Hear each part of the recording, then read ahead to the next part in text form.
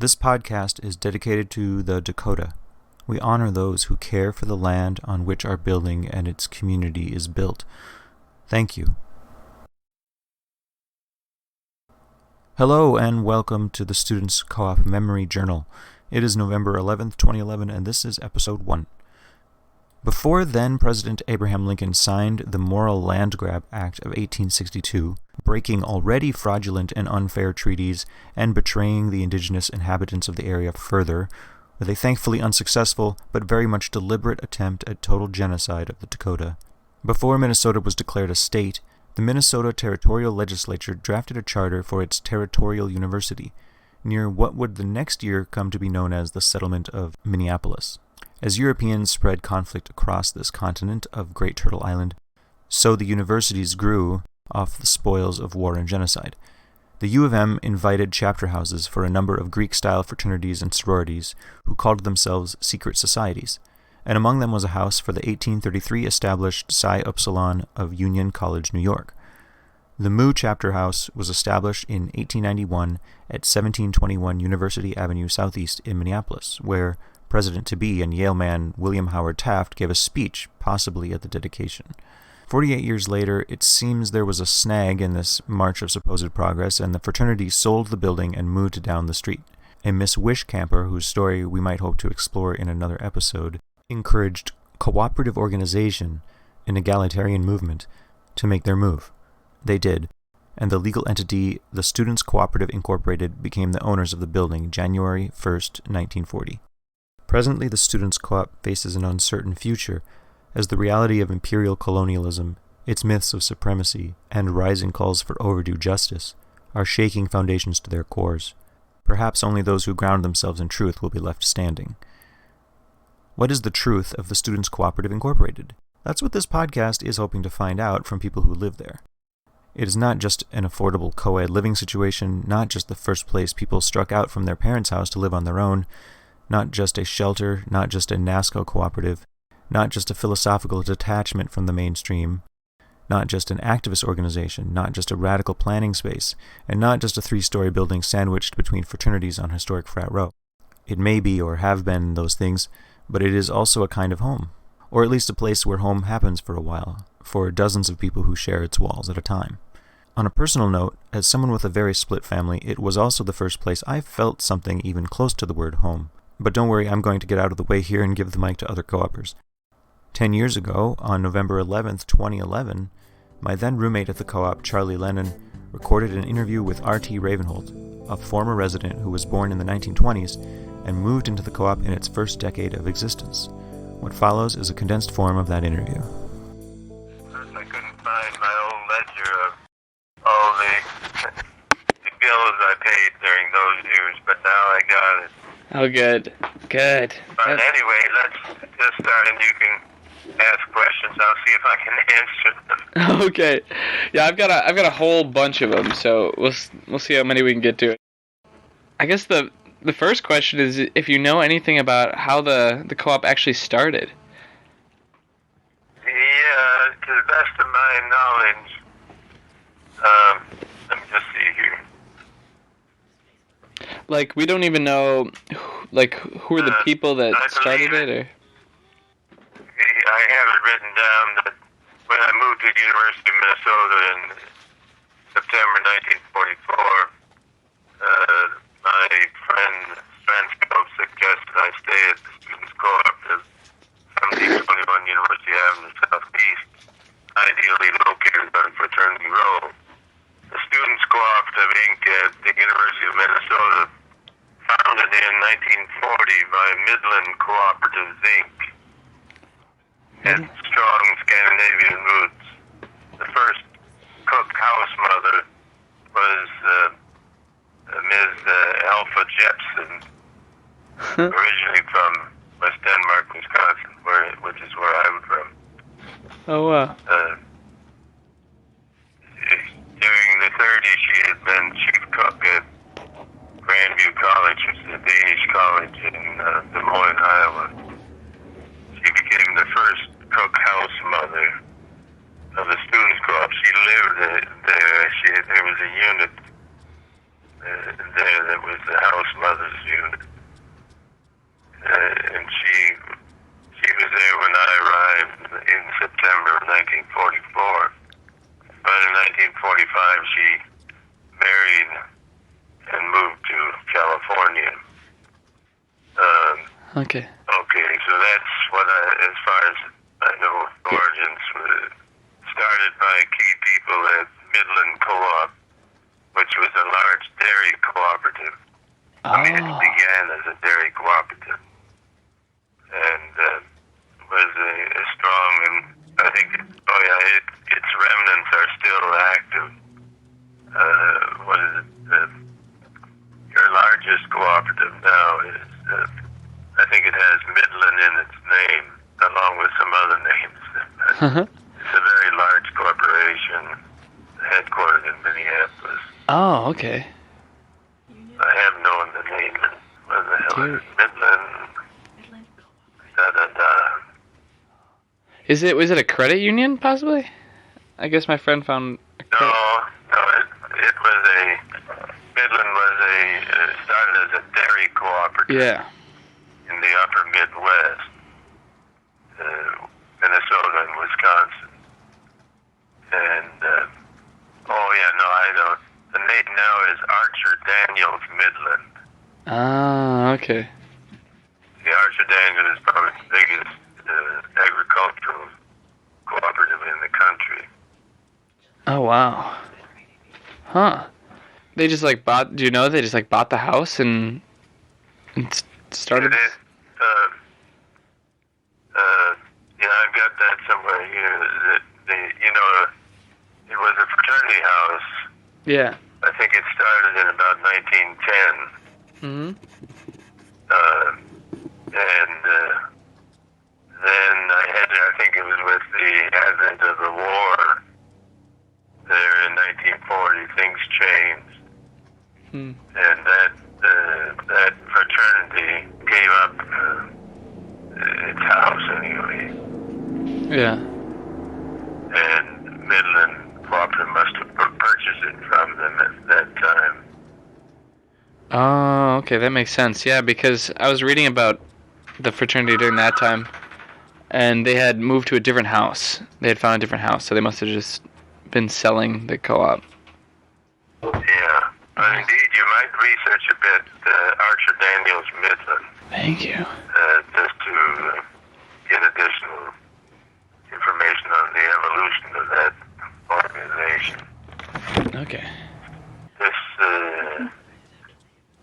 shirt-tailed relative of mine, Harold Stransko, was a CPA with Midland Co-op.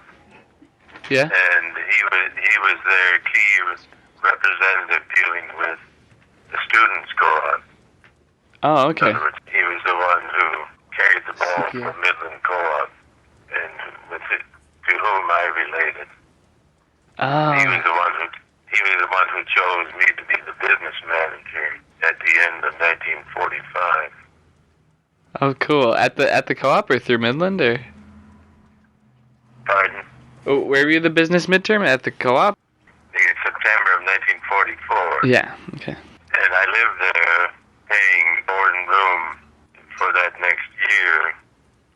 But then in December of 1945, Herman Stransko invited me to take over as the business manager. And he helped train me up in terms of Oh, cool. keeping records and all that, and making out profit and loss statements every month, year, and all that. Oh, cool. So that was how I got involved now, and you have a big ledger there somewhere Yeah, we have tons of them. that has these are big ledger pages, and I have about a half an inch of them, in thickness, Yeah. in which I recorded and inked all the bills I paid Oh, cool. and so forth. For beginning in December 1945 and going until June of 1948. Did you stay in touch with a lot of the people you met here, including the guy from Midland? It was that Herman Stransko from Midland. I say he was a short-tailed relative, and he married a cousin of mine, and he ended up living up in West Denmark, Wisconsin, which is where I was from. Yeah. Where I am from.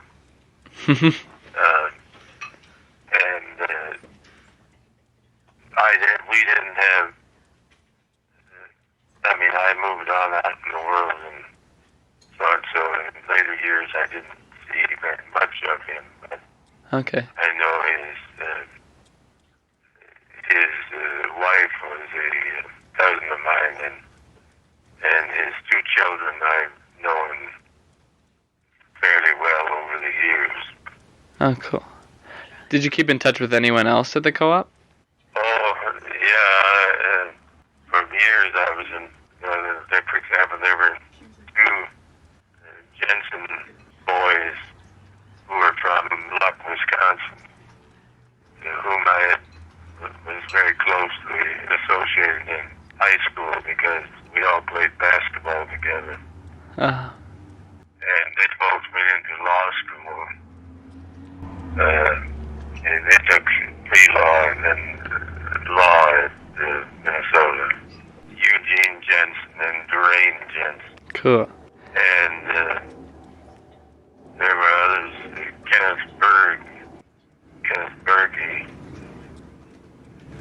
was at he went on into medicine, ended up with the Mayo Clinic, and I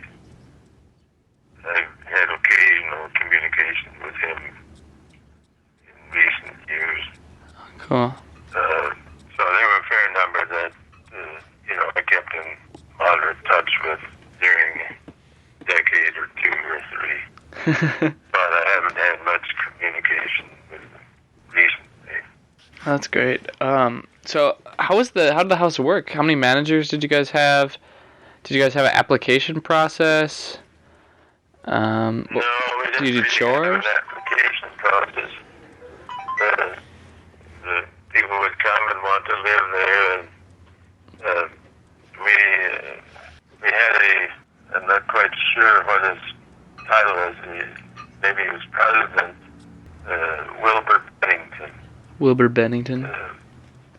Wilbur Bennington was a very capable, hardworking fellow, and he was sort of I don't know if we called him president, but he was in that key role, and we must have had a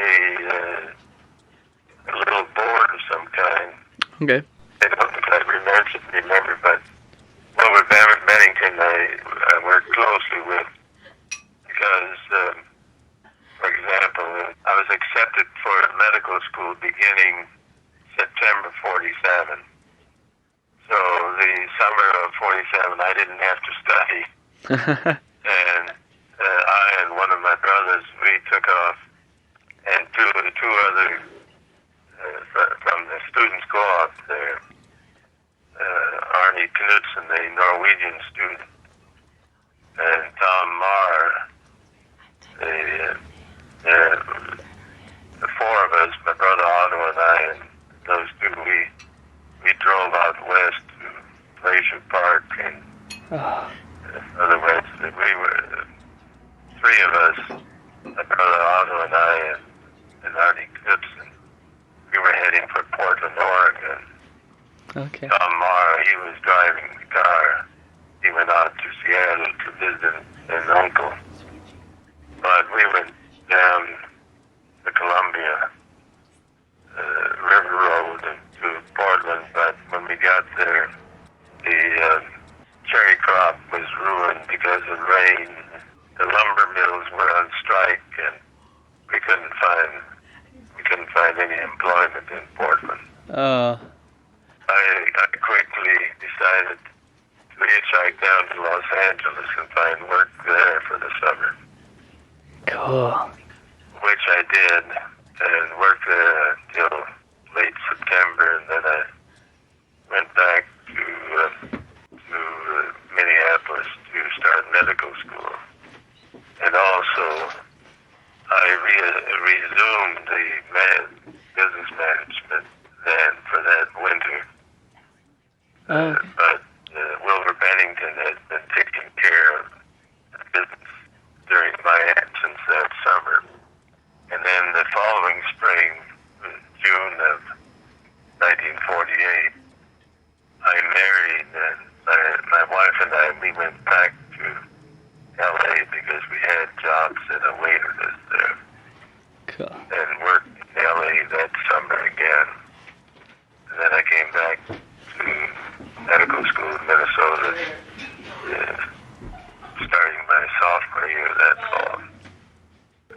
When I got married, that sort of ended my students' co-op career. Oh yeah, because it wasn't co-ed then. No, it wasn't co-ed. And indeed, so that was the end of my 3 years of working. I lived there 4 years, but 3 years as business manager. Yeah. Did you guys have chores as well? Oh, there were quite a few chores, and many of the residents participated. Did various chores, and they got credits, depending upon it, so they could reduce their payment. But of course, what happened there in '46 and on was the influx of veterans with the GI Bill. Yeah. And they had enough income from the GI Bill that they didn't really have to work, but some of them did nevertheless. They handled. We had quite a few different jobs that needed to be done, and that my brother Otto, he didn't have a scholarship. He was working his way in, so he managed to receive quite a few credits for a lot of jobs that he did. Oh, cool. And what were the chores like? Like dishes or something, or cooking, or? Yeah, dishes, certainly, and cleaning, I suppose, bathrooms, and it's kind of hazy when my memory just Yeah. all the jobs. But we had quite a list of jobs that they did. That seemed to work pretty good. Yeah. It still does. Did you guys have meetings then with the house? Or did just the board meet? Yeah, we would, I guess, typically some kind of a business meeting once a month. And if there was anything that needed decision, of course, there would be a meeting of people. But it was quite easily. Okay. And then how were your relations with the frats? With the frat houses?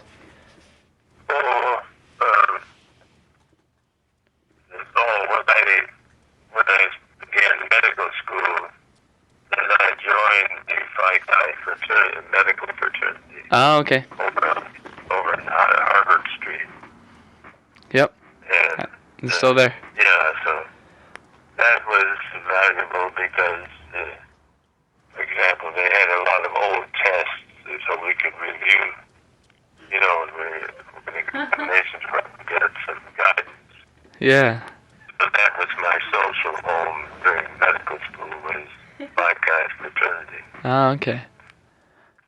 And was the cooperative involved with the university at all? Yes, the university had I forget the exact name of it, but they had someone that, an organization with some people there that really sort of kept track of all the student organizations, the fraternities, and also several cooperatives.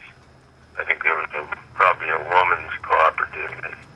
So the university tried to, and I'll have to send you, I can send you a letter to the editor of the, at a certain point there, what happened was that certain rules had been instituted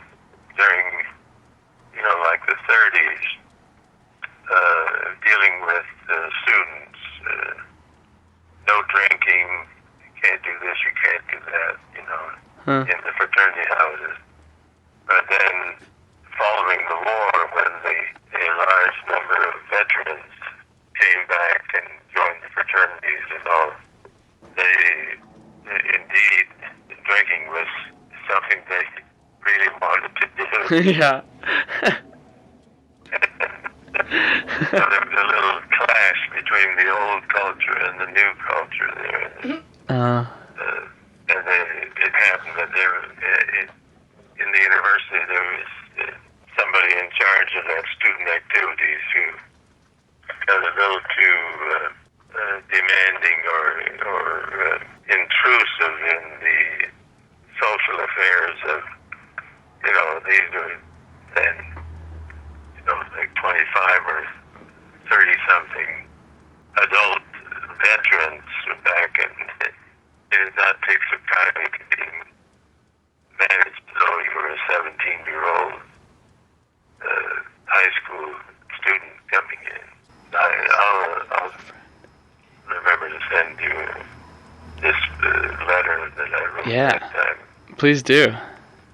It got published in the Minneapolis Star as well. Cool. And let's see. I've got this old ledger and the copies of the pages in my lap just now, just looking at it to see.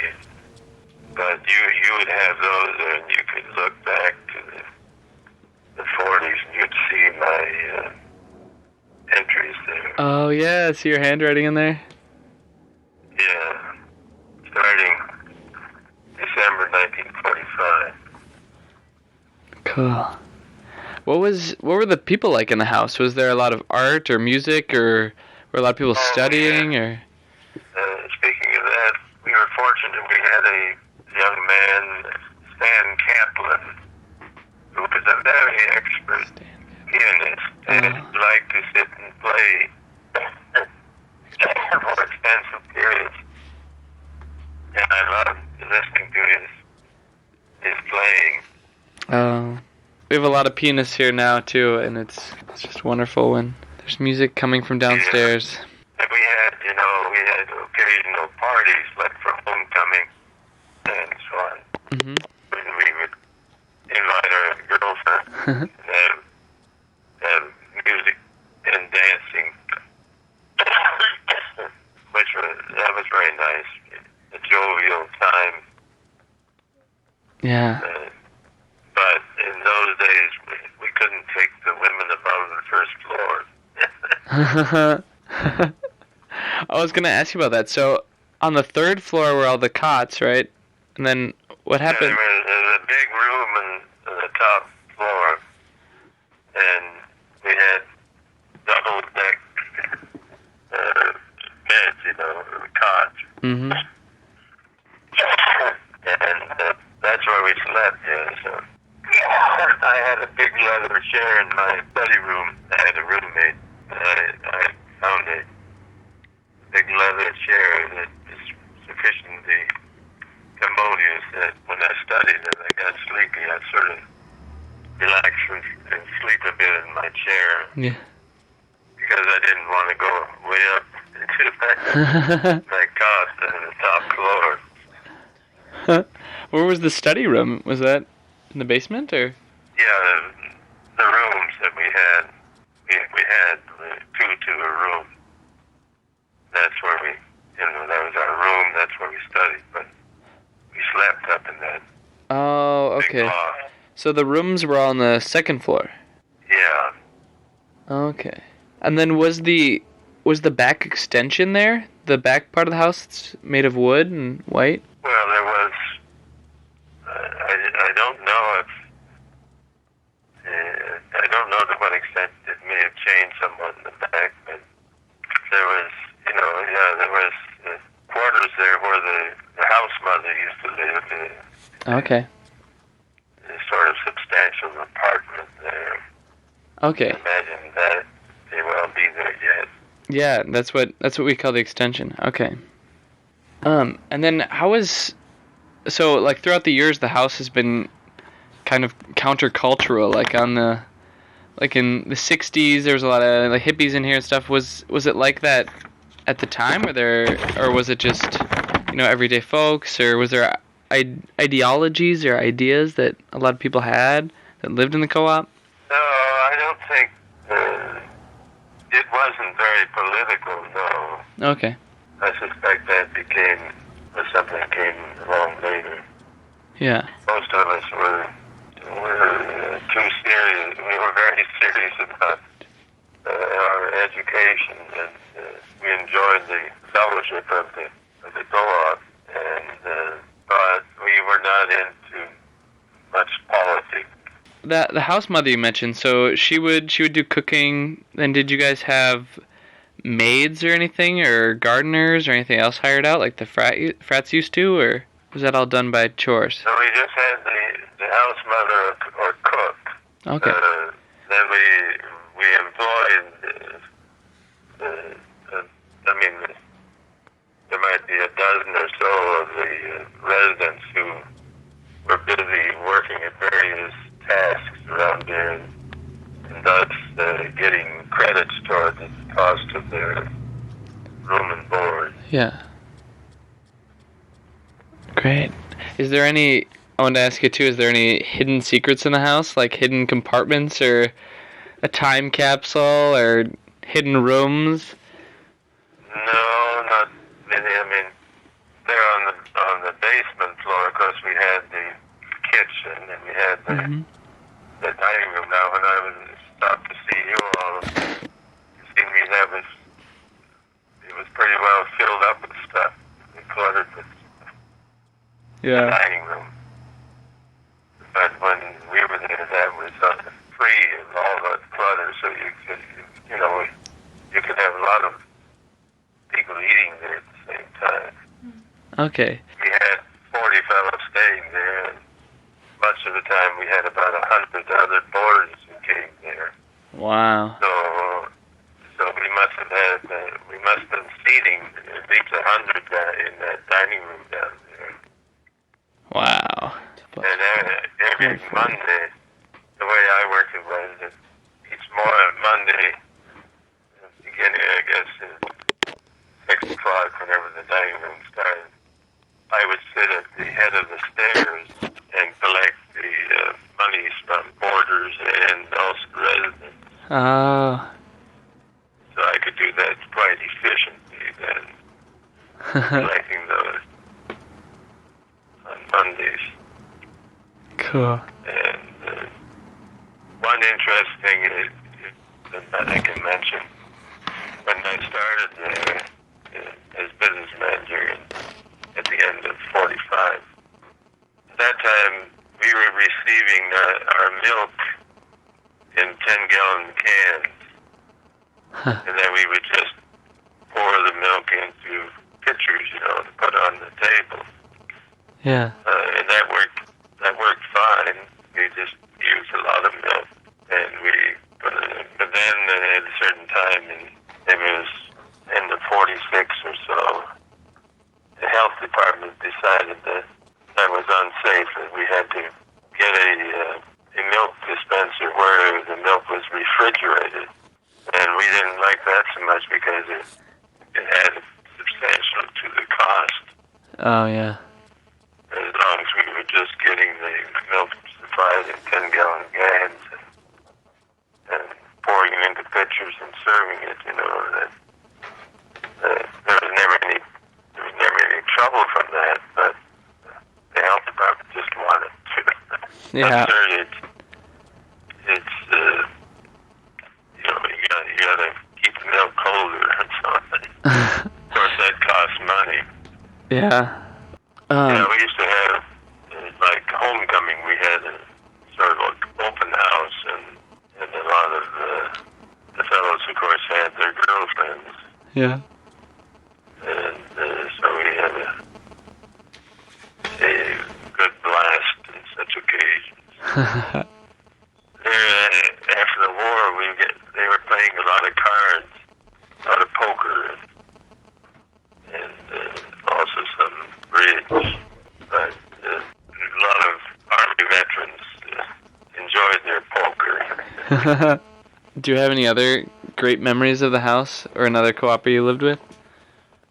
About you or Fred? Well, one thing I remember from the second floor or something there in the co-op, there was a window to the, I don't remember which way, the street in front of the co-op runs north and south, doesn't it? Or is it east and west? Maybe it's east and west. Yeah, it's east and it looks. Yeah. Anyway, there's a window on the west there, looking to the building next door. And it happened that it gave a vision of the bathroom in the next door where the maid would use, and sometimes the boys would gather at that window to have a good look at the intimate activities going on in the adjacent house.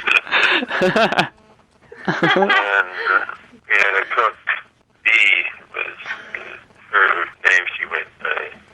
B? Yeah, DEA. Oh, D. Bee. She was a good cook. She worked hard, but her health was not ideal. And she had some kidney trouble. I can remember coming in one day, and she was showing me a kidney stone she had passed. Oh. It must have sparked your interest in medicine, huh? Well, no, that was, well, of course it was somewhat, I suppose, but once I got a clear vision where I wanted to go, which was to get my MD, I was well fixed on that. Did the co-op influence that at all, your decision to go into medicine or epidemiology? No, I made that decision when I registered for the university. No, initially, I was uncertain whether I would go into engineering or medicine. But one of my sisters was in nurses training at Fairview then, and that helped me make up my mind to go into medicine. Cool. And you've done so much in medicine. That's really exciting. Oh, yes, I just published this from the book on cancer and smoking and such. I'll send you several copies of that the people might enjoy. Oh, great. Thank you. I'm publishing a trilogy of my adventures in epidemiology. Oh, cool. The first one deals with infectious diseases. The second deals with cancer and cardiovascular disease and such things. And the third deals with world population and world population crisis and taking contraceptives to the world's poor. That book, I should have it ready certainly by February or March. Oh, great. But the one with Volume 1, infectious diseases, I have it on my computer. I just have to finish that up. Volume 2 on malignant cell evolution. I did just publish it. So I'll send you some of those. Oh, great. Thank you. So what's the trilogy called? Adventures in Epidemiology. Oh, okay. Yep. The reason you have cancer and the reason you get old is that, many of your tissues are built of zillions of cells. Mm-hmm. And to maintain their function, they have to reproduce. Yeah. So throughout your life, the individual cells are wasting and being reproduced. And that, of course, means that they are evolving, just as species of animal and plant evolve. So your various tissue cells, your various tissues are evolving, and eventually that leads to malignancies, your various cancers, and to cardiovascular disease, so forth. So that has always been in my mind. I devote a lot of study to it. Cool. I'm excited to read them. Thank you. And I published this book, West Over the Seas to the Orient, which is a biography of my brother, Albert, who went on to the and so forth, became a war correspondent, all that. But that gives a pretty considerable history of our family. So I'll send you that too. Oh, great. And Thank you. when I publish the others, I'll send those. Oh, that'll be great. The house will love that. And let's see other things. 46. I got a job with the defense industry downtown, like where Honeywell is. And let's see that. Well, I started that job in 45. It was in 45 primarily. And there I was working. I did my classes forenoons and early afternoon. And then I had this job in the defense plant down there from 4:30 to 8:30, 4 hours every weekday. Wow. I had to take a streetcar, of course, to get down there and to get back. And I worked there until 8:30, then took the streetcar home, so it'd be about 9:15 when I got home, and the cook left my dinner in the warming oven. Oh. So I would eat, and then I was earning a little more credit daily washing the floors in the kitchen and the dining room. So I would do that, and so it'd be 10 o'clock before I was able to study. Yeah. And I was on that regimen pretty much the whole year there. Wow. Which kept my nose to the grindstone pretty much. Yeah, sounds like it. And let's see what else. Of course, the Students' Co-op there, I think, is an absolutely ideal location. Yeah. Yeah, was that streetcar on University? 1721 University Avenue. It's just an ideal location. Yeah. You have ready access to the entire campus, but also to the athletics along there. Yeah. Williams Auditorium, Cook Hall, and all that. Of course, many things have changed somewhat. Not much. But I always felt that I was very fortunate in numbers of ways to locate Students' Co-op, but the sheer propinquity of it to what one needed to do was very good. Well, so it's fairly handy to Dinkytown and good location. Yeah.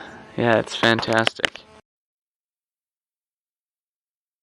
Where did you grow up? I grew up in St. Paul, so in the McAllister Groveland area. So pretty close. Up by Summit Avenue? Yeah, near there. Yep. Yeah. Well, I used to, when I was in medical school, I had an externship over at Mounds Park Hospital. Oh, okay. On the east side of downtown St. Paul. Yep. So I used to ride the streetcars over to there, and every fourth night and every fourth weekend. I worked over there at Mounds Park Hospital. That's probably torn down by now, but it was quite busy at that time. Huh. Yeah, I don't know. Cool. Well, do you have any questions about the co-op now? I mean, do you issue any reports on the co-op? Well, yeah, we're going to start. It hasn't been done for a while, but we're going to send out a newsletter this year. So if you... What about your financial? How do you handle the finances? Oh, finances? We do that internally. So we have, one of the co-opers is a treasurer, and another one is a financial manager. So the treasurer handles internal funds and does rent and builds the budget and decides how much money we're allotting to what. And then the financial manager does things like loans and dealing with banks and paying the bills and everything. Well, I'd like to... You have my address, don't you? I don't think I do. I have your card, but I don't... Is your address on? Well, let me just... My address. And, if you put me in the mailing list for any sort of reports, like monthly report or annual report, I'd be interested. Okay, absolutely. Yeah, it should be coming out in this winter, so... Yeah.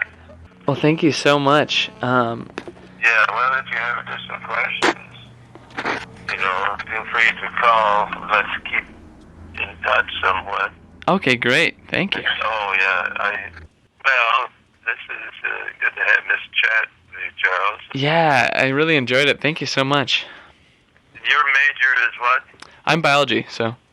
Biology? Yep. I mean, are you thinking of pre-med or? Yep, I'm gonna. Oh, you are? Mm-hmm.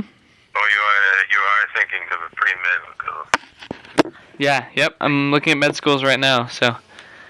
Well, I've got lots for you. Yeah. Excellent. I certainly I can't imagine having a more interesting professional life than I have had. I mean, I have been extraordinarily fortunate. The range of activities and localities and everything. Wow. Being in epidemiology and working in many fields around the world and so forth. So okay.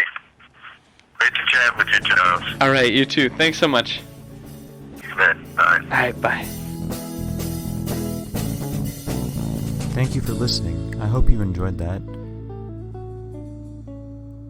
For citation and show notes, please visit the home site at maxine.com/coop-pod.